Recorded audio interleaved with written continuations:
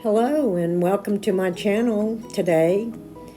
We're working today on a 16 by 16 deep edge canvas by Jerry's Artarama. My paints is titanium white by Amsterdam. Then we have sky blue by Amsterdam. If I show it upside down, I apologize.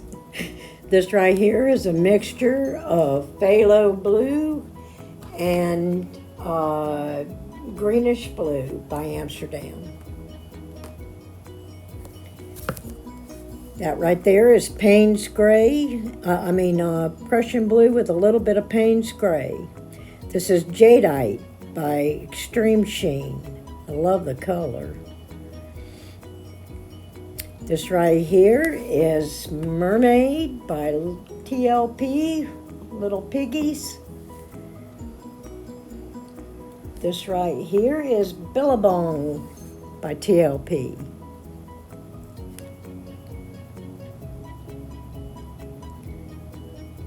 This right here is Iridescent Gold Fine by Golden.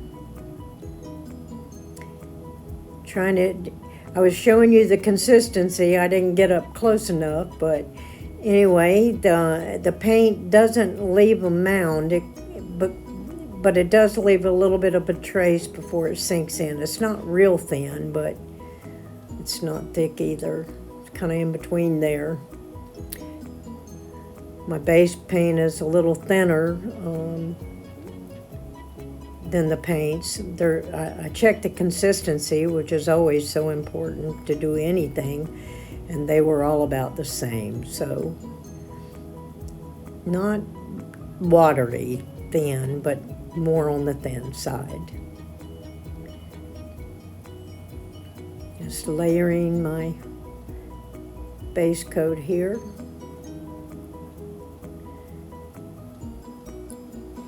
A lot of people, when they do a type of Dutch pour, the paint is a little thicker. I like it a little thinner. It works better for me. And of course, my paints were all the same. This step right here is always an important part because this is the start of your painting. So now I'm just tilting it here to get everything even.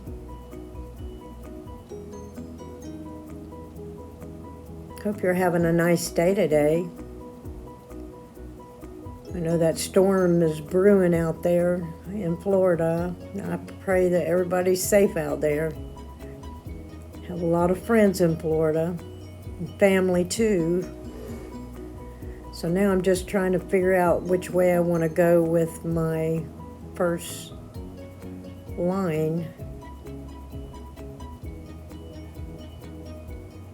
So I'm going to kind of go in a diagonal motion here.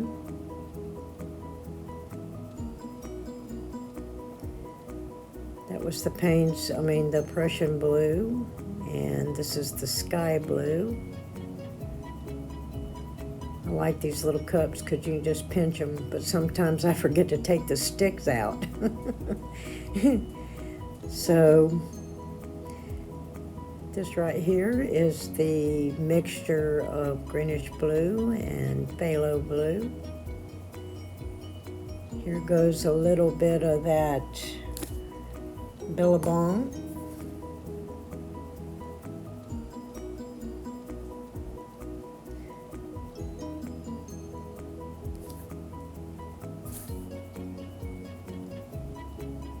Just trying to layer the best I can. Now I'm going to go with that jadeite. Well, nope, I guess not. Now it's the Billabong, I think. Yep. Nope, that was the Mermaid. Sorry. There's the jadeite.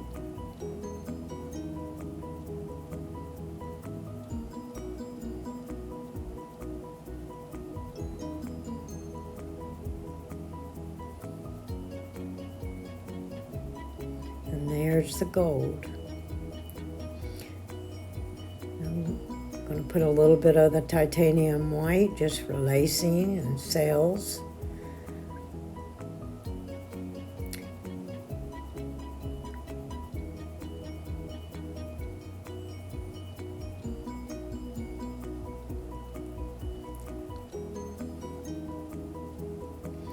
I'm struggling here with blow dryers. I can't really find one I like. I got a flower, the one that's so popular, but it quit working after like a week. Maybe I just got a lemon. This right here is a Kiss blow dryer, and it does have a cool setting. So I think the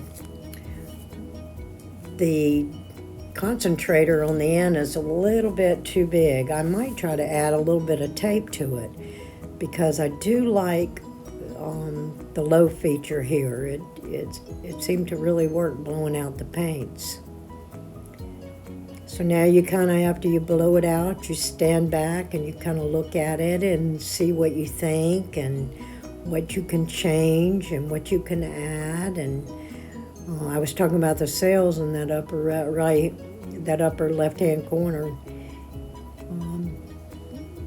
That's part of the TLPs that do that, and of course the titanium white over it. I don't know if I mentioned, but my paints were all mixed with 50% floetrol and 50% liquitex pouring medium and a healthy squirt of GAC 800.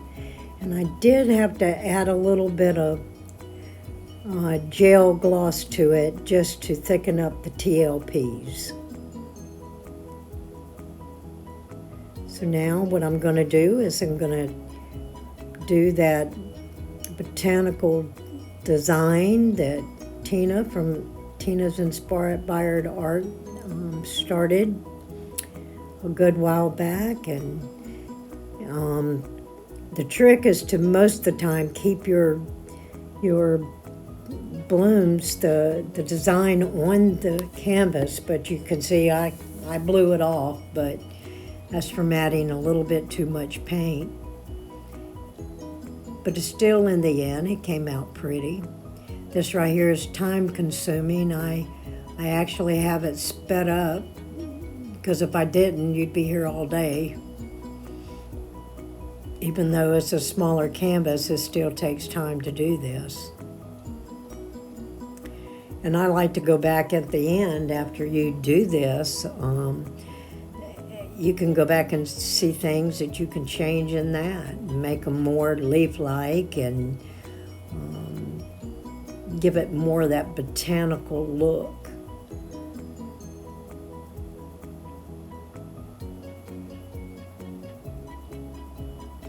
Well, I'm just going to sit here and let you watch and listen to the music.